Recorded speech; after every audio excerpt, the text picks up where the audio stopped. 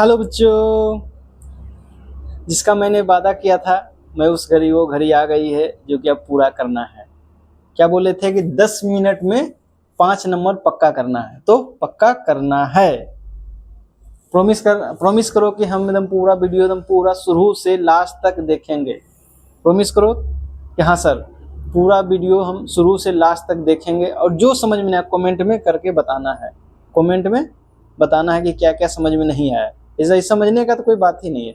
एकदम एक बार वीडियो, एक से दूसरा बार वीडियो देखा एकदम पूरा झकास, पूरा कंसेप्ट समाप्त, कंसेप्ट पूरा अच्छे से समझ में आ जाएगा। क्या है चैप्टर का नाम? क्या है? मंगलम। यानी कि आज मंगल कार्य मेरे यहाँ बहुत हुआ है। मेरा आज बर्थडे है, मेरा भाई रेलवे में ज्वाइन कर गया है, ठीक। और आप सब इसकी खुशी में आप सबके लिए भी एक नया बैच लॉन्च हो गया कि 10 मिनट में 5 नंबर पक्का कैसे करें, ठीक है। इसलिए आज दो तीन दिन खुशी है कि जो मेरा बर्थडे आज मेरा भाई रेलवे में जेई के पद पे ज्वाइन कर लिया है। तुम सबके लिए इसकी खुशी में एकदम फ्री, इसका पीडीएफ भी तुमको फ्री मिलेगा। ऐसा नहीं कि पीडीएफ पेड में, एकदम free free free fresh course पूरा फ्री रहेगा। 10 मिनट में 5 नंबर पक्का। पहला चैप्टर कौन सा है? मंगलम, ठीक। ये क्या है? पहले संस्कृत में जो पढ़ने के लिए जाते थे क्या है, आश्रम में बैठ के इसी तरह से पढ़ा जाता था, ठीक। ये भी संस्कृत क्लास 10th का है, लड़की संस्कृत पढ़ रही है। देखिए, सत्यमेव जयते, सत्य की विजय होती है, हमेशा सत्य की विजय होती है, ठीक। अब चैप्टर स्टार्ट होता है। नमस्ते, तो लिख दिए, ठीक। 10th कक्षा की संस्कृत बुक पुस्तक ट्यूशन भाग 2 का पहला पाठ मंगलम। क्या है? पहला पाठ कौन सा है? मंगलम। यह पाठ उपनिषदों से लिया गया। कहां से लिया गया? जो हेडलाइन करेंगे उसको एकदम बढ़िया से देखना है। उपनिषद से लिया गया है। इसमें 5 मंत्र, कितने मंत्र? 5 मंत्रों का संग्रह। ये मंत्र ईश्वर से प्रार्थना, सत्य की खोज और आत्मज्ञान से संबंधित है। क्या चीज से? ईश्वर की प्रार्थना, सत्य की खोज और आत्मज्ञान से संबंधित है। भारतीय परंपरा में किसी भी शुभ कार्य की शुरुआत मंगल यानी कल्याणकारी कामना से की जाती है। इसीलिए संस्कृत के पहले चैप्टर में मंगलम चैप्टर को जोड़ा गया है। पहले पार्ट में मंगलम क्यों जोड़ा गया? ताकि कोई भी शुभ कार्य करे उसके लिए मतलब स्टार्ट क्या है? मंगल हो, बहुत अच्छा हो। इसीलिए आज सबका मंगल हो, बहुत ही अच्छा नंबर लाओ। मेरी तरफ से यही शुभकामनाएं, बहुत अच्छा नंबर लाओ, बहुत अच्छा मन से पढ़ो, ठीक। इसे आज मेरे लिए भी बहुत खुशी की बात है, इसीलिए आज भी लॉन्च कर रहे हैं, ठीक। क्या है? मंगल कल्याणकारी कामना से की जाती है, इसीलिए इस पाठ को सबसे पहले रखा गया है। मंगलम पाठ को पहले रखा गया ताकि सबसे पहला कोई काम स्टार्ट करते हैं, घर को पूजा करते हैं या कुछ घर के मतलब नींव डालते हैं, क्या उसके लिए पूजा करते हैं, यानी कोई भी काम करने से पहले हम शुभ कार्य करते हैं, मंगल कार्य करते हैं, ठीक। अब क्या है? पाठ का परिचय। मंगलम पाठ में ईशावास कठ मुंडक और श्वेताश्वर उपनिषदों से मंत्र लिए गए हैं। हाँ, यहाँ पे उपनिषद, 3 उपनिषद का बात किया गया है। ईशावास्य, कठ उपनिषद, मुंडक उपनिषद, श्वेताश्वर उपनिषद, ये 4 गो। ईशावास, काठ उपनिषद, मुंडक उपनिषद, श्वेताश्वर उपनिषद से मंत्र लिए गए हैं। ये मंत्र हमें बताते हैं कि सत्य का मुख सोने के पात्र से ढका हुआ है, आत्मा सूक्ष्म से भी सूक्ष्म और महान से भी महान है, सत्य की ही जीत होती है और ज्ञान पुरुष नाम रूप को छोड़कर परमात्मा में विलीन हो जाते हैं। ये सभी इंट्रो है, चैप्टर का क्या है? इंट्रोडक्शन है। यह पाठ एक मंगल कामना से शुरू होता है जो हमारे जीवन में शुभता और ज्ञान का प्रकाश लाने का प्रतीक है। उपनिषद वैदिक साहित्य के अंतिम भाग हैं, इसीलिए इन्हें वेदांत भी कहा जाता है। हाँ, ठीक, बहुत अच्छा। ये साहित्य के अंतिम भाग हैं, इसीलिए क्या बोलते हैं इसको? वेदांत। इसको भी याद रखना, ये भी ऑब्जेक्टिव में आएगा। हाँ, देख, शुभ कार्य करते हैं तो ये सब करते हैं, कलश की स्थापना करते हैं, ठीक। ये क्या है? शुभ कार्य, मंगल कार्य हो रही है। हाँ, कितने मंत्र इसमें है? 5। कितने मंत्र? 5। प्रथम मंत्र सत्य का मुख। क्या प्रथम मंत्र में किसके बारे में बात है? सत्य का मुख के बारे में मंत्र है। हिरण्मयेन पात्रेण सत्यस्य पीहितं मुखम तत्त्वाम पूषण पावृणु सत्य धर्माय दृष्टिये। ये क्या है, किस उपनिषद से लिया गया है? ईशावास्योपनिषद। किस उपनिषद से लिया गया है? ईशावास्योपनिषद से लिया गया है। इसका हिंदी में अर्थ देखते हैं। हे सूर्यदेव यानी पूषण, पूषण किसको बोलते हैं? सूर्यदेव यानी गॉड को, ईश्वर को। सत्य का मुख सोने के ज्योतिर्मय पात्र से ढका हुआ है। सत्य का मुख किससे ढका हुआ है? सोने के पात्र से ढका हुआ है।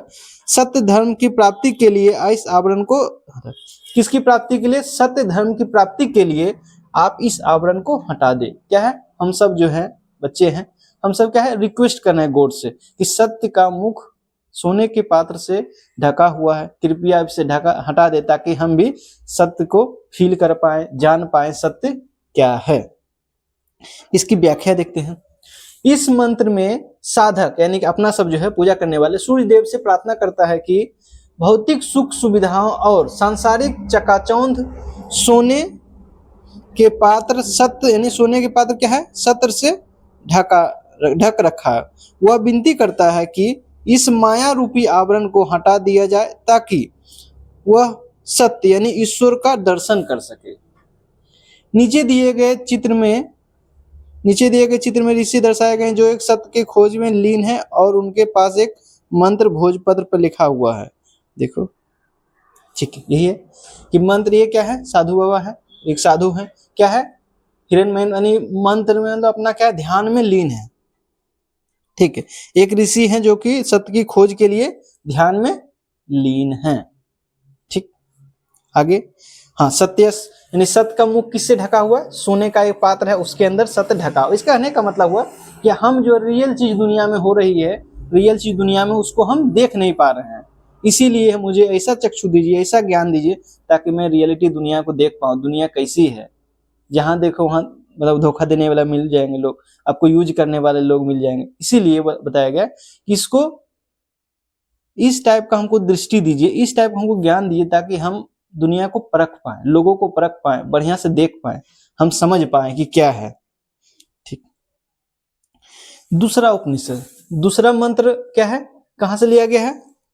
कठोपनिषद से। कहां से लिया गया? याद रखना है, पूछेगा ऑब्जेक्टिव में। दूसरा कठोपनिषद से लिया है। कठोपनिषद में किसके बारे में चर्चा है? आत्मा के स्वरूप के बारे में, the nature of the soul. English में सब हटाए, फिर इंग्लिश में लिख दिए सब। आत्मा का स्वरूप।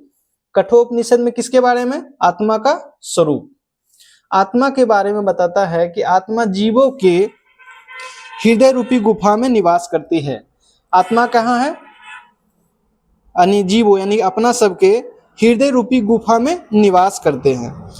यह अनोरणीयान, सूक्ष्म से सूक्ष्म और महतोमहीयान, महतोमहीयान का मतलब क्या है? महान से भी महान है। जो व्यक्ति इस आत्मा को जान लेता है वह शोक से मुक्त हो जाता है, दुख दर्द से मुक्त हो जाता है, परमात्मा को प्राप्त कर लेता है। ठीक, तो करना क्या है? कठोपनिषद, इसे समझ लो कि आत्मा, आत्मा ने मतलब दिल कठोर हो गया, सुना है? इसी ट्रिक है याद करने का। कठोपनिषद, कठोर, कठोपनिषद से याद हो कठोर, कठोर से कठोर, क्या रखना है? कठोर, कठोपनिषद से कठोर याद रखना है। तो दिल क्या होता है? सो अपने बोलता है इतना निर्दयी हो गया, एकदम दिल तो पत्थर हो गया, एकदम कठोर दिल का हो गया है। तो कठोर दिल यानी आत्मा। आत्मा के बारे में यदि किस पूछे तो क्या होगा? कठोपनिषद। कौन सा उपनिषद? कठोपनिषद में किसकी चर्चा है? आत्मा के स्वरूप की। और पहला में ईशावास्योप उपनिषद में किसकी चर्चा है? ईशावास्योप में किसकी चर्चा है? सत्य की, सत्य का मुख, सत्य के बारे में चर्चा किसमें? ईशावास्योप उपनिषद में सत्य के बारे में चर्चा है। 2 उपनिषद कंप्लीट हो गया है। तृतीय मंत्र, तृतीय मंत्र है मुंडकोपनिषद। क्या है? मुंडकोपनिषद, याद रखना है। मुंडकोपनिषद में किसके बारे में? सत्य की जीत होती है, ट्रूथ ऑलवेज ट्रम्प्स, यानी कि सत्य की हमेशा विजय होती है। मुंडकोपनिषद में क्या है? ऐसे पूछा, मुंडकोपनिषद में क्या है? सत्य की हमेशा विजय होती है, इसके बारे में। कठोपनिषद में हृदय के स्वरूप के बारे में। मुंडकोपनिषद में सत्य की ही जीत होती है। तीसरा मंत्र मुंडकोपनिषद से बहुत प्रसिद्ध है, जहां से भारत का राष्ट्रीय आदर्श वाक्य सत्यमेव जयते लिया गया। सत्यमेव जयते अपना देखते हैं ना, एम्बलम में लिखा हुआ सत्यमेव जयते। सत्यमेव जयते कहाँ से लिया गया? मुंडकोपनिषद से। एकदम बहुत important, very very important question. सत्यमेव जयते कहाँ से, किस उपनिषद से? मुंडकोपनिषद से लिया गया है। यह कहता है कि केवल सत्य की ही जीत होती है, झूठ की नहीं। सत्य के मार्ग से ही उस परम ईश्वर तक पहुंचा जा सकता है जहां ऋषियों का गंतव्य है। ठीक, मुंडकोपनिषद में किसकी चर्चा होगी? सत्य की जीत होगी मुंडकोपनिषद में। ठीक, तीसरा मंत्र मुंडकोपनिषद से लिया गया है, इसमें सत्य की विजय होती है, इसके बारे में बताएंगे। देखो यही इसी के बारे में। सत्यमेव जयते किसमें है? मुंडकोपनिषद। मुंडकोपनिषद है। ठीक, किसका चर्चा है? मुंडकोपनिषद का। चौथा में क्या है? चतुर्थ मंत्र, यानी चौथा मंत्र, ये भी मुंडकोपनिषद से लिया। तीसरा भी मुंडकोपनिषद से, चौथा भी मुंडकोपनिषद से। नदी और समुद्र, इसके किसके बारे में चर्चा है? नदी और मुंडकोपनिषद है। चौथा मंत्र में किसके बारे में चर्चा है? नदी और समुद्र के बारे में। नदी और समुद्र का स्वरूप कैसा है, इसके बारे में। नदियां और समुद्र, चौथा मंत्र कहां से लिया गया है? मुंडकोपनिषद से। एक बहुत सुंदर उदाहरण देता है। जिस प्रकार बहती हुई नदियां अपने नाम और रूप, जैसे गंगा यमुना नदी बहती है छोड़कर समुद्र में मिल जाती है, उस प्रकार समुद्र का हिस्सा बन जाती है। उसी प्रकार एक ज्ञानी पुरुष अपने नाम और रूप के अहंकार को छोड़कर उस परम दिव्य पुरुष परमात्मा से विलीन हो जाते हैं। जिस प्रकार का, जैसे गंगा बहती है, यानी कि क्या है, उत्तराखंड से बहते हुए बिहार होते हुए, उत्तर प्रदेश बिहार होते हुए पश्चिम बंगाल होते समुद्र में मिल जाती है। ठीक है, यहाँ तक तो गंगा बोलते हैं, गंगा गंगा गंगा माँ बहती है। जब समुद्र में मिल जाता है क्या अपना अस्तित्व नाम को खो देती है। ठीक है, वही बोला कि जब आदमी बहुत ज्ञानी हो, जैसे कोई क्या है कम, उसे बोलते हैं ना, अधजल गगरी छलकत जाए, मतलब क्या है, जिसको कम बुद्धि रहेगा, कम ज्ञान रहेगा, वो ज्यादा टपर टपर कुछ टपर टपर बोलते रहेगा। मगर जिसको ज्ञान रहता है, जिस बोलते ज्ञानी पुरुष थोड़ा शांत हो जाता है। जो आदमी पढ़ा है, समझ में है, किसी चीज का समझ है, उसको ज्ञान है, वो आदमी धीरे शांत हो जाता है। बहुत कम बोलेगा तो बहुत ही फैक्ट बात बोलेगा वो, कि दूसरा को चूक जाएगा, तुरंत लड़ने लगेगा उससे। अंतिम पंचम मंत्र श्वेताश्वरोपनिषद। श्वेताश्वरोपनिषद कौन सा है? श्वेताश्वरोपनिषद। इसमें अज्ञान से ज्ञान, श्वेत प्रकाश, ये समझ, श्वेता से याद रखना, श्वेता यानी श्वेत, श्वेता से रखना श्वेत प्रकाश। श्वेत प्रकाश क्या है? श्वेत वस्त्र किसका? सरस्वती माँ देखो श्वेत वस्त्र पहनती है, उजला वस्त्र धारण करती है। क्यों? वो ज्ञान का प्रतीक है, वो ज्ञान देती है, अंधकार से प्रकाश की ओर ले जाती है। इसलिए याद रखना है। ये एक ट्रिक भी बता रहे हैं कि इसे याद कर, श्वेताश्वर, श्वेत मैंने श्वेत मीन्स उजला, श्वेत मीन्स उजला, उजला से क्या करता है? उजला प्रकाश, प्रकाश क्या करता है? अज्ञान से ज्ञान की ओर ले जाता है। इसलिए याद रखना श्वेताश्वर उपनिषद में अज्ञान से ज्ञान की ओर की बात है। पांचवा और अंतिम मंत्र श्वेताश्वर उपनिषद से लिया गया है। यह कहता है कि उस महान पुरुष परमात्मा को जानता हूं जो सूर्य के समान प्रकाशमान है और अज्ञान रूपी अंधकार से परे है। केवल उसे जानकर ही व्यक्ति मृत्यु को पार कर सकता है, मोक्ष की प्राप्त कर सकता है। इसके अलावा कोई दूसरा मार्ग नहीं है। यह मंत्र हमें अंधेरे से प्रकाश की ओर ले जाने की प्रेरणा देता है। पांचवा में क्या है? किसके बारे में चर्चा है? कि आदमी को बताया, इसमें चर्चा है कि आदमी चाह रहा है कि हम जितना मोह दुख, आदमी क्या है रह रहा है, कष्ट, ये जरूरी है लाइफ में, दुनिया में आए हैं तो आपको बहुत कष्टों से झेलना पड़ेगा। जन्म लिए हैं तो मरना भी तय है। इसीलिए जो जन्म लिए हैं तो अच्छे कर्म करके जाएंगे, दूसरे को मदद करके जाएंगे, भलाई करके जाएंगे। ठीक, यही क्या है इसमें ही बताया गया कि ज्ञान जब आता है आदमी को तो अंधेरे रूपी प्रकाश से, ज्ञान की अंधकार से प्रकाश की ओर जाते हैं लोग, और जो है मोह माया लोभ को धीरे धीरे छोड़ते हुए अपना ईश्वर में विलीन हो जाते हैं। वो बोलते साधु, एक अपना नॉर्मल आदमी देखिए कितना मोह रहता है, मम्मी है पापा है, जब साधु बन जाता है आदमी तो क्या होता है? सब मोह माया को छोड़ करके, त्याग करके, वह घर गृहस्थ को छोड़ करके वह भगवान की खोज में निकल जाता है, सत्य की खोज में निकल जाता है। यही है अज्ञान से ज्ञान की ओर। संक्षेप में क्या है?